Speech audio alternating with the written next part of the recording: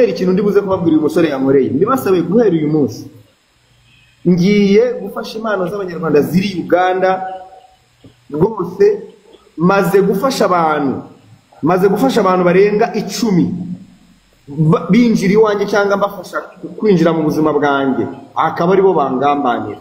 So this is the last warning kuri iki kintu.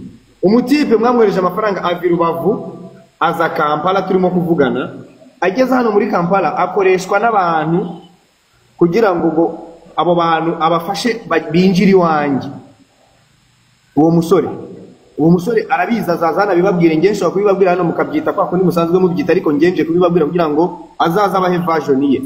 Uwo musore rero yaje ageze Kampala dukomeza kuvugana, ariko ajya mu biganza by'abantu bangambaniye. Ntari buze kubabwira hano kuko nta mwanya nyifite wo kuza kubwira abantu ngo hano ngo yarangambaniye. Arahisha agiye mu biganza byabo, anagira uruhare kugira ngo abo bantu binjire iwanjye cyangwa bangereho ahantu narindi. Uwo musore rero byarangiye musubijeyo ndamubwira ngo ntabwo turi bukora ikiganiro kubera ko wakoreshejwe mu bugambanyi. Yakoreshejwe mu bugambanyi gute?